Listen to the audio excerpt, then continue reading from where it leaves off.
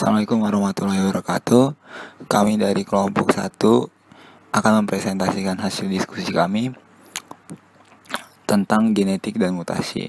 Sebelumnya perkenalkan anggota kelompok kami, yaitu yang pertama ada Auzan Lutfi, yang kedua ada Cynthia Catherine Putri, yang ketiga ada Halafi Senon, selanjutnya ada Muhammad Reynaldi, dan selanjutnya ada Raisa Rahma, dan yang terakhir ada Regina. Outline dari materi kami yaitu yang pertama membahas kromosom, genom, gen, RNA, dan DNA. Yang kedua itu gen PDE10A. Dan yang ketiga central dogma di dunia biologi. Dan yang terakhir GMO atau genetically modified organism.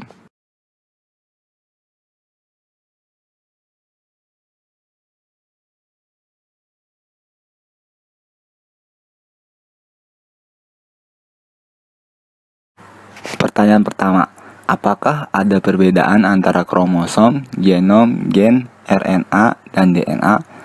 Bagaimana sih bagian-bagian penyusunnya? Yang pertama, kita kromosom. Kromosom itu struktur berupa benang halus yang membawa informasi genetik yang berada di dalam setiap inti sel makhluk hidup atau organisme. Dalam kromosom ini, gen terletak di sebuah area khusus yang disebut lokus. Gen yang berpasangan di dalam lokus disebut alel. Tubuh kromosom terdiri oleh benang-benang kromatin yang disusun oleh asam nukleat, yaitu DNA dan RNA dan protein. Komposisinya 60% berupa protein, 35% DNA, dan 5% lagi RNA. Manusia memiliki jumlah total 46 kromosom dengan 23 kromosom berasal dari ayah dan 23 kromosom berasal dari ibu. Nah, ini adalah gambar dari kromosom itu. Kita bisa lihat ada telomer dan di bawahnya ada kromatid identik. Dan ini lengan pendek dan tengah-tengah pusatnya disebut sentromer. Dan yang ini bagian ini disebut lengan panjang. Nah, selanjutnya kita masuk ke genom. Genom merupakan kandungan DNA keseluruhan dari suatu organisme. Gen termasuk di dalamnya. Dalam beberapa virus, mereka hanya memiliki RNA sehingga genom mereka adalah jumlah total konten RNA. Genom mengandung semua informasi yang diperlukan untuk membentuk dan menjalankan fungsi organisme. Gen itu sendiri unsur yang dapat menentukan hereditas atau sifat keturunan dan membawa informasi genetik yang terletak secara teratur pada lengan-lengan kromosom. Gen ini terdiri dari segmen atau bagian dari DNA tertentu dan mampu mengendalikan karakteristik keturunan tertentu. Pada eukariot, gen terdiri dari yang pertama, domain regulasi inisiasi transkripsi, yang kedua disebut intron, yang ketiga ekson, dan yang terakhir domain regulasi akhir transkripsi. Nah, ini adalah gambar dari gen tersebut. Ini adalah gen, dan ini adalah kromosom, dan ini yang paling atas disebut genom.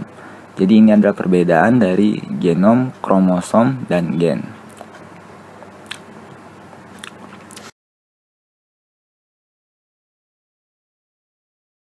Assalamualaikum warahmatullahi wabarakatuh. Perkenalkan, saya Renaldi dari kelompok 1. Di sini saya akan mencoba memberikan informasi yang kelompok kami miliki mengenai DNA, RNA beserta komponen penyusunnya. Sebelumnya, teman saya Auzan telah menjelaskan beberapa hal penting terkait dengan definisi kromosom, genom, dan juga gen. DNA atau merupakan singkatan dari deoksiribonucleic acid, merupakan suatu asam nukleat yang menyusun gen di dalam inti sel. Di dalamnya tersimpan segala informasi biologis dari setiap makhluk hidup dan virus. Berikut merupakan beberapa fungsi dari DNA. Yang pertama, membawa dan mengekspresikan informasi genetik. Yang kedua, memiliki peran dalam pewarisan sifat. Yang ketiga, berperan dalam sintesis protein. Yang keempat, menduplikasikan diri atau bereplikasi. Dan yang kelima, mengontrol aktivitas sel. Berikutnya, RNA atau ribonucleic acid. Asam ribonukleat ini merupakan molekul polimer yang terlibat dalam berbagai peran biologis dalam mengkode atau decoding, regulasi, dan juga ekspresi gen.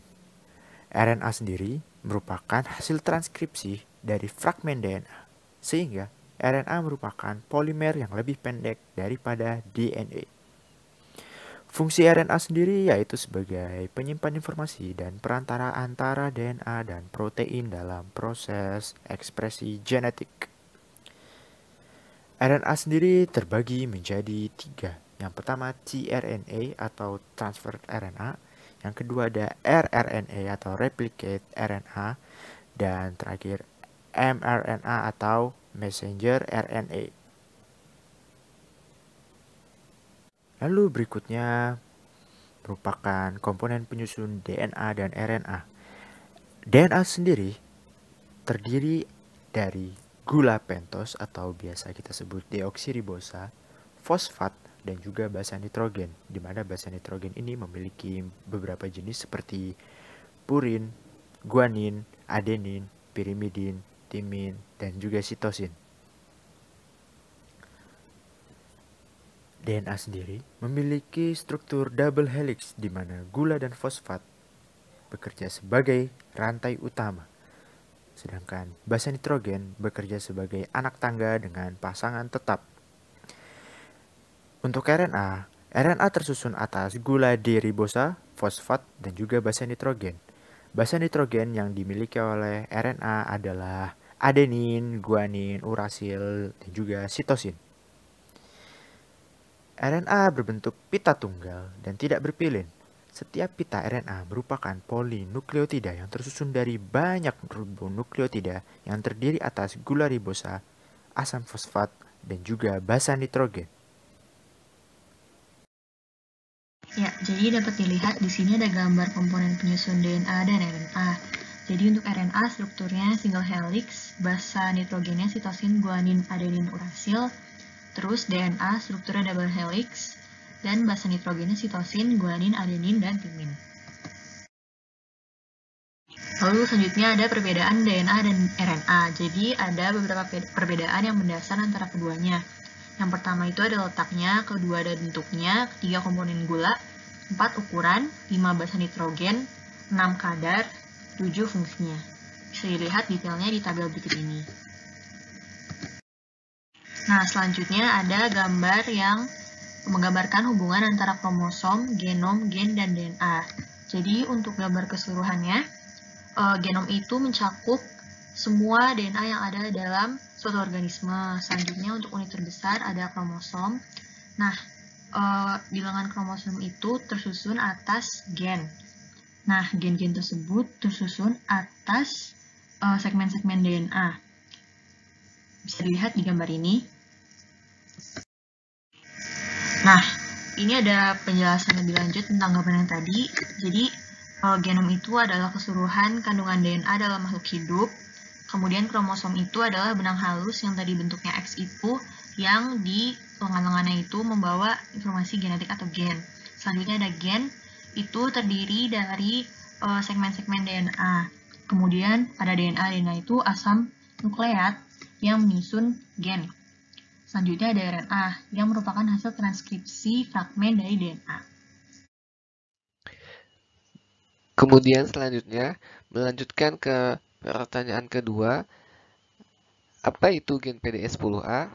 Kemudian, apa hal-hal yang dapat menyebabkan mutasi pada gen PDE10A? Dan bagaimana suku bajau dapat memiliki gen PDE10A? Gen PDE10A.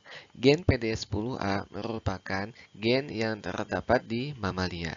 Gen ini berperan dalam pengkodaan protein nukleotida fosfodiesterase siklik yang memainkan peran dalam transduksi sinyal dengan mengatur konsentrasi intraseluler nukleotida siklik.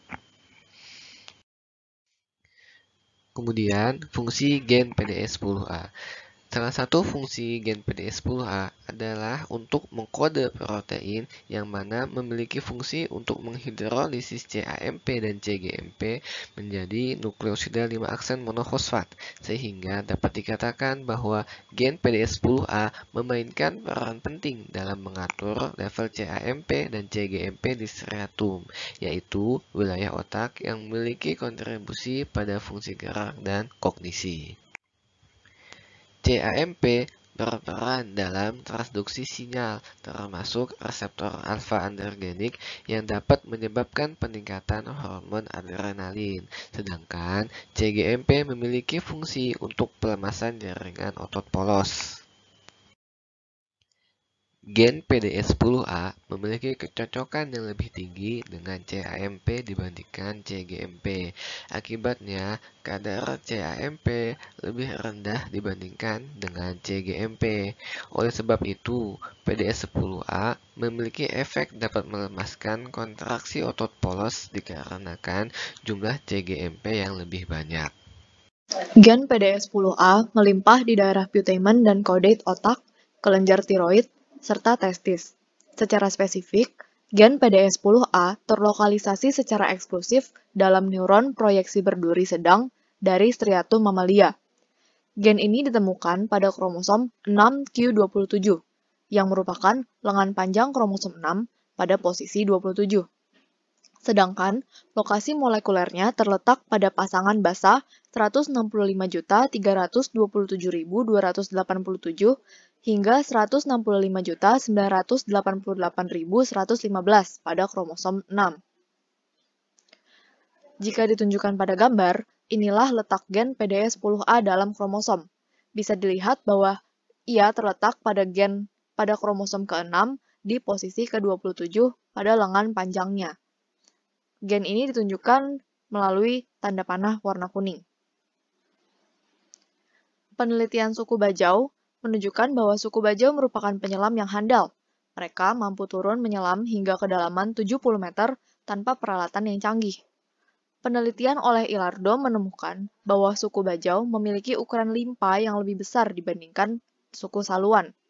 Suku saluan adalah suku yang menempati daerah geografis yang sama dengan suku bajau, namun mencari penghidupan dengan cara bertani. Ukuran limpa yang lebih besar yang dimiliki suku bajau ini memungkinkan waktu penyelaman yang lebih lama.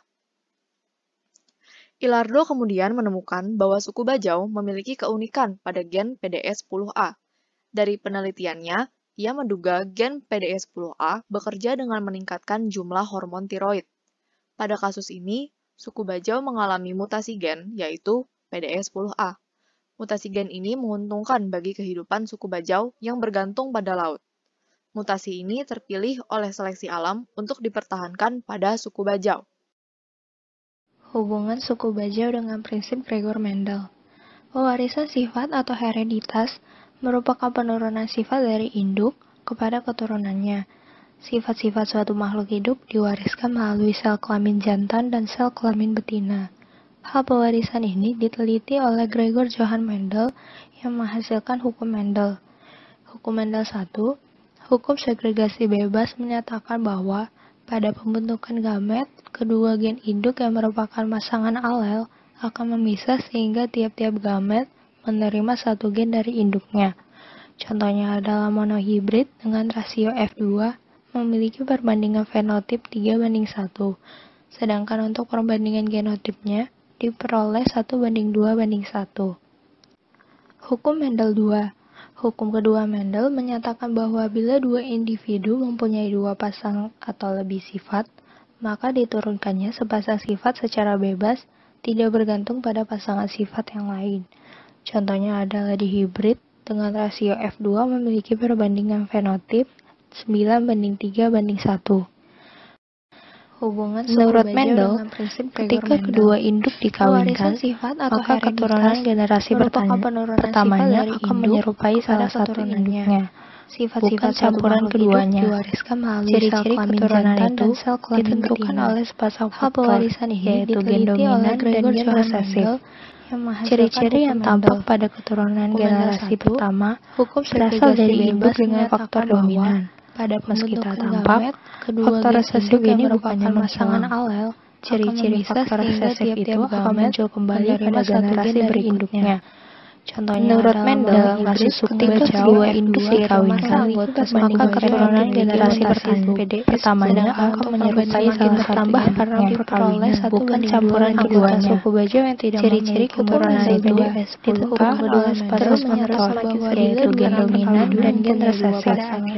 Ciri-ciri yang tampak pada keturunan generasi PD10A berasal dari induk dengan faktor dominan. Gen PD10A faktor resesif ini bukan Sekian presentasi dari kami. Terima kasih. Dan bila ada pertanyaan silakan disampaikan. Dan berikut ada referensi dari presentasi kami. Sekali lagi terima kasih dan kurang lebihnya mohon maaf. Semoga bermanfaat. Wassalamualaikum warahmatullahi wabarakatuh.